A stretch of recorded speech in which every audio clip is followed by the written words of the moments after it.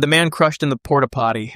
On March 4th, 2022, a worker was working at a landfill in Polk County, Florida. It was a routine shift. The air smelled of diesel fuel and decomposing waste. He walked across the uneven ground to use one of the portable toilets stationed around the site. He opened the plastic door, stepped inside, and locked it behind him. At the same time, a bulldozer operator was finishing his task nearby. The machine was massive, weighing several tons, with a wide front blade used for pushing debris. The operator began to reverse and reposition his vehicle. His view was completely blocked by the blade. He could not see what was directly in front of him or beneath the machine's path. The bulldozer rolled forward. The operator had no idea the porta-potty was there. The massive treads moved over the small plastic structure. The walls collapsed inward instantly. Inside, the worker had no warning, no time to react, no way to escape. The plastic walls folded like paper under the weight. The toilet fixture shattered. His body was pinned between the collapsing structure and the crushing force of the machinery above. The bulldozer continued forward for a moment before the operator felt resistance. He stopped the machine.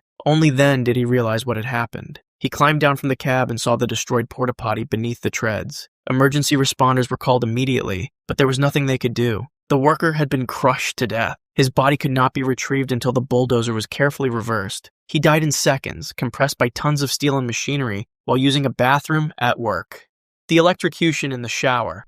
On March 11, 1978, a 39-year-old singer was at his apartment in Paris. He was one of France's biggest pop stars. That evening, he went into his bathroom and began filling the bathtub. The water was warm. He stepped in and stood in the tub as it filled around his legs. While standing in the water, he noticed something on the wall. A light fixture near the bathtub was crooked. It looked uneven, hanging slightly off-center. He reached up to straighten it. His hands were wet. The fixture's metal housing was connected to live electrical wiring. The moment his wet fingers made contact, a massive current surged through his body. Electricity travels instantly through water. His wet skin offered almost no resistance. The current entered through his hands and passed directly through his chest. His muscles seized. He could not let go of the fixture. His body locked in place, gripping the metal housing as thousands of volts coursed through him. The water in the tub became a conductor, completing the deadly circuit. His heart stopped within seconds. The electrical shock disrupted the rhythm entirely. He collapsed backward into the tub, still holding the fixture. The current continued to flow until someone found him and cut the power. When help arrived, they pulled him from the water and attempted to revive him. But the damage was already done. The electrical current had stopped his heart and caused severe internal burns. The 39-year-old singer died in his bathtub. A simple decision to adjust a light fixture turned into a fatal mistake. His wet hands, the standing water, and the exposed wiring created the perfect conditions for electrocution. He was killed instantly by the same electricity that powered his home. The deadly lavatory fire. On June 2, 1983, Air Canada Flight 797 departed from Dallas, Texas. The DC-9 aircraft was carrying passengers on a routine flight. Everything was normal at cruising altitude. Then, somewhere over Kentucky, a flight attendant smelled smoke. It was coming from the rear of the cabin near the lavatory. The crew investigated immediately. Smoke was seeping from the lavatory door. They opened it and found flames inside. Fire extinguishers were grabbed from the wall mounts. Crew members sprayed foam into the small bathroom, but the fire had already spread into the wall panels and ceiling. Thick black smoke began pouring into the cabin. It moved forward through the aircraft, filling the passenger compartment. The pilots declared an emergency. They began a rapid descent towards Cincinnati Airport in Kentucky. Passengers were told to prepare for landing. Many covered their faces with clothing and blankets. Visibility inside the cabin dropped to nearly zero. People struggled to breathe as toxic fumes filled the air. Some passengers in the rear rows had already lost consciousness. The plane landed successfully and taxied to a stop. Rescuers rushed toward the aircraft. The doors were opened. Fresh oxygen flooded into the smoke-filled cabin. In that instant, the conditions changed. The introduction of air caused a flashover. A massive fireball erupted through the interior, engulfing passengers still strapped in their seats. 23 people died. Some had already succumbed to smoke inhalation before the doors opened, their lungs filled with poisonous gas. Others were killed by the flash fire that swept through the cabin when oxygen entered. Passengers closest to the exits escaped. Those in the middle and rear sections had no chance. They died trapped in their seats, either suffocated by smoke or burned when the fireball ignited. The homemade electric chair.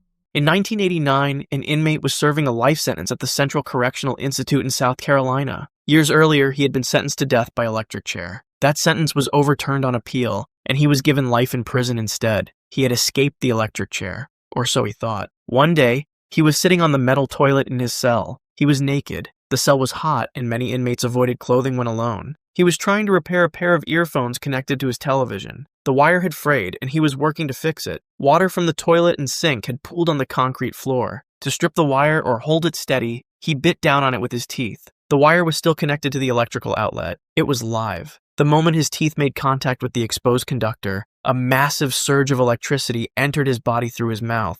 The current traveled through his jaw, down his neck, and into his torso. His muscles locked. He could not release the wire from his teeth. The metal toilet beneath him was bolted to the floor and grounded. It completed the circuit. Electricity passed through his wet body, through his heart, and into the metal toilet. His cell had become an execution chamber. Guards found him slumped on the toilet, the wire still in his mouth. He was already dead. The medical examiner confirmed death by electrocution. The inmate had escaped the state's electric chair, only to build his own. He died sitting on a metal toilet, killed by the same method the court had once ordered. The irony was not lost on anyone. He had been game-overed by electricity, after all. The Unsolved Bathroom Execution. On May 21, 1991, a 41-year-old professor was at the University of Chicago. He taught religious history. That afternoon, he went to a bathroom on the third floor of Swift Hall. It was a multi-stall restroom, quiet and empty. He entered one of the stalls, closed the door, and locked it. Moments later, another person entered the bathroom. This person moved quietly into the stall directly next to the professor's. They closed the door. Then they climbed onto the toilet seat and stood up. From that elevated position, they could see over the metal partition that separated the two stalls. The person pulled out a handgun. They aimed it downward, over the divider, directly at the professor below. He had no warning, no chance to react. A single gunshot was fired. The bullet struck him in the back of the head. It was an execution-style positioning. Professional, calculated. He slumped forward. Blood spread across the floor of the stall. The killer climbed down from the toilet, exited the stall, and left the bathroom. No one saw them enter. No one saw them leave. Within minutes, another person entered the bathroom and discovered the body. Police were called immediately. They found no weapon, no witnesses, no clear motive. Investigators developed multiple theories. Some believed it was a professional hit tied to his academic work on secret societies. Others suspected political motives connected to his Romanian background. A few thought it was a personal dispute. The case remains officially unsolved. No arrests were ever made. The killer has never been identified. The 41-year-old professor was game-overed in a university bathroom, shot once in the back of the head while sitting on a toilet, and no one knows who pulled the trigger. The woman in the locked bathroom. On June 23, 2017, a 29-year-old woman entered a Walmart in Sand Springs, Oklahoma. She walked to the family bathroom near the back of the store. She went inside and locked the door behind her. It was a Friday evening. The store was busy with weekend shoppers. At some point during their shift, employees noticed the bathroom door was locked. This was not unusual. Customers often used the family restroom and locked it. Staff assumed someone was inside or the lock had jammed. Following standard procedure, they placed an out-of-order sign on the door. Then they moved on with their tasks. Saturday came and went. The door remained locked. The sign stayed in place. Employees walked past it dozens of times. Customers saw the sign and used other restrooms. No one questioned why the door had been locked for an entire day. Sunday passed the same way. The store operated normally. Hundreds of people shopped, checked out, and left. The locked bathroom was simply avoided. Inside, she was alone. Whether she was conscious, injured, or already dead during those 3 days is unknown. No sounds were reported from inside. No one tried to open the door. The out-of-order sign was enough to keep everyone away. Monday morning arrived, June 26th. Staff finally decided to investigate the locked door. They used a key to unlock it. When the door opened, they found her body inside. She had been dead for an unknown portion of the 72 hours. Emergency services were called, but there was nothing they could do. The death was ruled accidental. The exact cause was not made public, but authorities suggested a medical emergency. The 29-year-old woman died alone in a locked retail bathroom while life continued just outside the door. The bathtub drowning of a superstar. On February 24, 2018, a legendary Indian actress was staying at a luxury hotel in Dubai. She was attending a family wedding. After the evening's events, she returned to her hotel room. Her husband was elsewhere in the suite, or had stepped out. She went into the bathroom and began running a bath. The bathtub filled with warm water. She got in and settled into the tub. It was an ordinary moment of relaxation after a long day. But something went wrong. While in the water, she lost consciousness. Medical experts later suggested it could have been a cardiac event, a sudden drop in blood pressure, or another internal medical factor. Her body slumped in the tub. Her face went under the water. Unconscious, she could not lift her head. She could not call for help. Water entered her nose and mouth. Her lungs began to fill. There was no struggle, no dramatic movement, just silent submersion. The warm water offered no shock to her system that might have jolted her awake. Minutes passed. Her body remained submerged. Breathing stopped entirely. Her husband eventually returned and entered the bathroom. He found her unresponsive in the bathtub. He pulled her from the water immediately and called for help. Paramedics arrived within minutes. They attempted resuscitation, working to restart her heart and clear her lungs, but their efforts failed. The official coroner's report confirmed the cause of death as accidental drowning. However, the drowning occurred only after she had lost consciousness from an underlying medical condition. The legendary Indian actress, one of India's most beloved film stars, died in a hotel bathtub in Dubai. She drowned not from the water itself, but from whatever caused her to lose consciousness first. The bath was simply where it happened. The king found on the floor.